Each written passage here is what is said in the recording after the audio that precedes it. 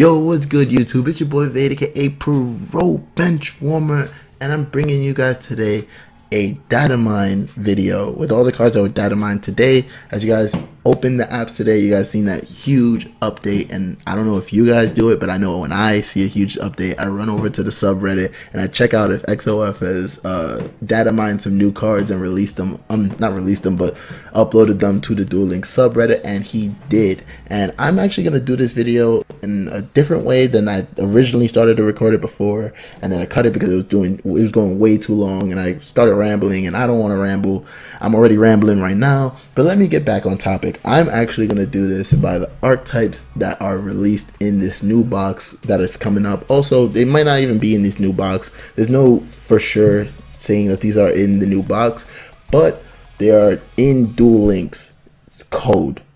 So these new cards, I'm going to cover them by the archetype, how I feel about them, and so on and so forth. I'm going to do 2 at a time so that I can cut down on how long the videos are, and also cover and talk more about the cards themselves rather than just skimming over them and so on and so forth. I believe, if you guys check the last video that I did, I believe that a deck does well when an archetype has all of the support cards that it needs to function in Duel Links. And since we got a couple archetypes in this new box, I believe that we can actually get some new cards and new decks in this meta and shake things up finally.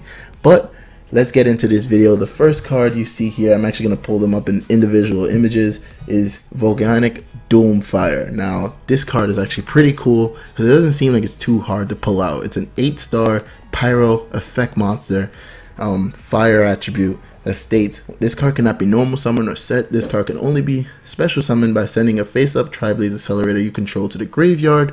And I believe I have the flavor text here somewhere. Here you go. During your opponent's battle phase, your opponent must attack this monster with any attack position monster they control. When this card destroys a monster and sends it to the graveyard, destroy all monsters your opponent controls and inflict 500 damage to your opponent for each monster destroyed by this effect. I think that effect is insane as a field nuke. Of course, you're not destroying back row, so they're probably going to econ take this, but you get to just nuke your opponent's monsters, and they're forced to attack with all the attack position monsters they have. So you have your opponent forced to play on the defensive, and then probably flip this into the defensive and then attack with it. I don't think many other decks have 300 attack monsters already in them, unless you're running Cyber Angels and you can just get this off the field with Dakini's effect, which is gonna get nuked soon. Nerfed soon. Let me use that as a better phrase. There's going to be a nerf soon. So this card is going to be incredible as a boss monster. And I believe, once again, I think people are just going to try to change this into defense and then destroy it in defense position because you're forced to attack it.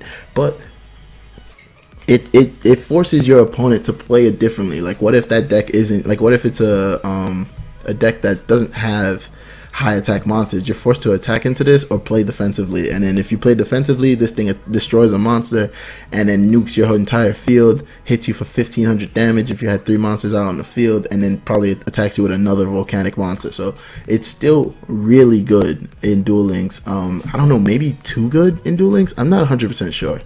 But let's get on to the next card in its archetype that we are getting. We are getting Volcano Rocket, leading the troops in the power creep. We got the 4-star 1900 attack Pyro fire attribute monster that says when this card is summoned, you can add 1 Blaze Accelerator card from your deck or graveyard to your hand, which makes the volcanic archetype super consistent because you get to fish out the cards that you need. I believe you need Blaze Accelerator and you need TriBlaze Accelerator in order to get Volcano Doomfire out on the field. So this card is perfect. Rank 10 Yu-Gi-Oh! Did a video on volcanics already, and he said that there's no reason to not run 3 of this card already. So you should be running 3 of this card, but it is a UR, so it might make it a little too difficult for some people to get because you'd have to clear out a big box, because we just had a mini box for the 6 Sams. So you're gonna have to clear out a big box in order to get 3 copies of this. It's going to be kind of difficult. Hopefully, if you can get your hands on 3 copies of this, plus maybe 1 or 2 copies of Doomfire, I think you'll be already set for a volcanic deck at that point. I would love to see those in action. I don't want to face them. I already said I already have it predetermined. I don't want to face them, but I would like to see the deck. Next card they got is TriBlaze. Is Blaze Accelerator. Sorry, I'm jumping the gun already. It says you can target one monster your opponent controls, send one Pyro monster with 500 or less attack from your hand to the graveyard, and if you do, destroy that target. You cannot declare an attack during the turn you activate this effect. So you lose your battle phase, but you destroy a monster on the field by discarding a monster from your hand. And you can still have a field presence of like maybe Doomfire or maybe Rocket already on the field. You're just loading the gun and just attacking off, like that's what the image shows. But it says it has to be with 500 or less attack. So there is a card that has that, but maybe we already have a Pyro that's 500 or less attack that benefits from being in the graveyard. Like that's what you want. You want to send a card from your hand to the graveyard, destroy a monster on the field, and still have like either an effect in the graveyard or a way to thin out your deck from that, or put those cards back in the deck so you can continuously loop Blaze Accelerator. Like that would be cool. Like that's the only thing that is like yeah for me. The next card we got here is TriBlaze Accelerator. It says you can activate only by sending one face-up Blaze Accelerator on your side of field to the graveyard. This one says you can send one Pyro type monster, not the 500 attack joint, just any Pyro type monster from your hand to the graveyard to destroy one monster your opponent controls and inflict 500 damage to them, I believe, and you still lose your battle phase. But you get to put any of your Pyro monsters in the graveyard and just nuke a card on the field. This is not targeting Hazy, since it says you have to target whoa, this one doesn't target. Yeah, to destroy a monster your opponent controls. Whoa, that's actually really good. That's way better than Blaze, because this one says target, right? If you do target one monster on your opponent controls. Yep, and this one you don't target. Oh, that's great. Oh man, that's awesome. I was gonna say that this card doesn't nuke Hazy, but this one does. TriBlaze does. Maybe there's no reason to running Blaze. No, wait, you need to run at least 2 Blaze Accelerators. And it may be triple TriBlaze Accelerators, because you need to send one face-up Blaze Accelerator to the graveyard. So you do need this one in order to have this one live. But hey, TriBlaze is way better. Volcano Shell, this is the card that you want to be discarding. It says once per turn you can pay 500 life points to add one Volcano Shell from your deck to your hand. This card must be in your graveyard to activate and resolve this effect. So you send this card to the graveyard, target a monster on the field, destroy it, right? And then you pay 500 life points, get another Volcano Shell from your deck to your hand, and then you can do it again. I believe that these are not hard once per turns. Yeah, these are not once per turns at all. So you could effectively do 3 nukes in one turn, and I think that that's insanity. TriBlaze with that is insane because it doesn't target. Ooh, Hazy, I'm sorry, my boy. I am sorry. I'm sending Shell down way too. Like, that's the first instinct. Just get Shell. If you get a Shell and a TriBlaze, and a Shell, a Blaze, and a TriBlaze, so you're gonna need Rocket. That's, oh my god, that's a lot of cards. But you know what? With Royal Firestorm Guards, you can actually just loop it, because you could send 4 Pyros back into your deck and then draw 2 cards. Oh, I just built the deck in my head. Oh, I'm hyped. I'm hyped. Let's get to the next one. Volcano Hammerer says once per turn you can inflict damage to your opponent equal to the number of volcanic monsters in your graveyard times 200. Wow, I am jumping the gun here. If you activate this effect, this card cannot attack this turn. Okay, so you're going to be shuffling the cards back into your deck, right? This needs a tribute to come out to do probably 400 damage, because you're going to be shuffling the cards back into your deck anyway. I don't really like Volcano Hammerer. Maybe you don't need this. I mean, its stats are okay for a level 5. Its attack is on par with Red Eyes, and you can maybe run this deck with Beatdown, but that's, nah, I don't think that's that good. Nah, I don't think this is that good. And then we got Volcanic Rat. Just a 500 attack Pyro that you can send off with Blaze Accelerator, but it's just a normal monster. Not that great. Let's see, I think the next card is, yep, Volcano Blaster. When this card is destroyed and sent to the graveyard by battle, you can place 1 volcanic monster from your deck to the top of your deck. That's horrible. You have Volcano Rocket that just grabs out of the deck straight to the hand. This one has to be destroyed by battle and sent to the graveyard. Already, maybe not destroyed by battle. Maybe not sent to the graveyard. And then you place one volcanic monster on the top of your deck, so you know what you're drawing. But like, okay, why don't you just put that in my hand so I can get an extra draw? That's don't run Volcanic Blaster. It's not that good. Let's see if the next one is Lightsworn. I believe I'm covering Lightsworn in this one. No, Volcanic Recharge. Is that just this? No. Volcanic Recharge. Return up to 3 volcanic monsters from your graveyard to your deck. But you're already going to be doing that with Royal Firestorm guards while also drawing 2 cards. So this is trash as well. Moving on to the next archetype, we have Lightsworns, and boy, I don't know how I feel about Lightsworns. Simply because, like, let me pull up the Lightsworn cards on my other screen so I can read along with you guys. I can read the cards as they pop up and not be like completely confused. But let me, all Lightsworn cards, Lightsworn, yeah, there we go, I'm good. So Lightsworns like to mill your deck. That's the main thing I don't like about Lightsworns, is like, of course they're gonna have effects that pop off in the graveyard, which makes the milling actually pretty good. But in Duel Links, where you only have 20 card decks or maybe 30 card decks because you need Lightsworn, which make them inconsistent already, you're gonna be decking yourself out like super fast if you don't get all the combo pieces going. And with decks in Duel Links specifically made to deck you out, like decks like extra, decks like mill, decks like Taya Mill, Dual Standby already mills you out an extra card.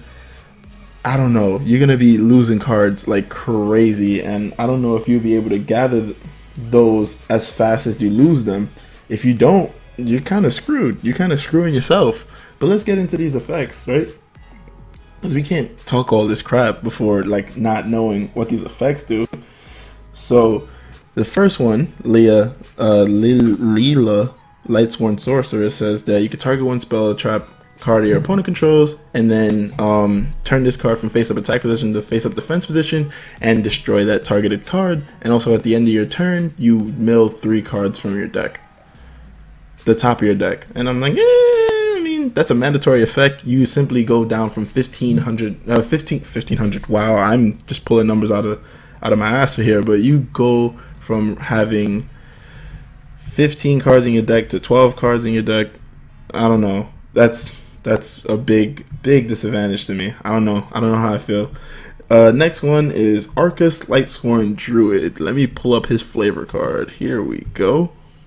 It says neither player can target Lightsworn monsters anywhere with card effects during the end. Then each of your end phase send 2 of the top cards of your deck to the graveyard. So along with the other one, you just milled yourself 5 cards. And the protection from targeting, I mean, that's okay. That's nice, but it comes down to this card. I don't know. Anywhere, so you can't even target things in the grave, which is pretty cool. Maybe that's actually pretty good. I don't know. Once again, I don't know how I feel about Lightsworns. I'm gonna have to see a deck in action before I can actually make a judgment. But if you guys can prove me wrong about Lightsworn, please leave all the proof in the comment section. I would like to know before I cast my final judgment about this. So Gargonlet, I'm not even bothering reading that. Lightsworn Dragon. This card gains 300 attack and defense for each Lightsworn monster with a different name in your graveyard. If this card attacks a defense position monster, inflict piercing. I believe that's it. Let me see if there's anything more. Dang, it's a lot of Lightsworns. Trying to scroll through this list and try to find this name. Let's see. Is there anything more? And you send 3 cards during your end phase to the graveyard.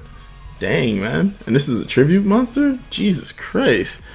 But, I mean, the piercing's nice, and you gain 300 attack for each Lightsworn monster with a different name in your graveyard, so that goes to milling. Like, that's the purpose for milling. You get this nice and beefy, but, like,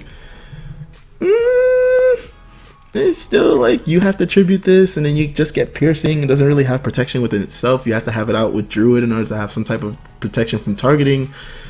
And it's weak defense, so you can probably just econ it, and it's dead. And you're losing, like, at this point, that's 3 plus 3 plus 2. That's 8 cards out of your deck. Like, I don't know how I feel about that. Next one, Garroth Lightsworn Warrior. Okay, what's your flavor say?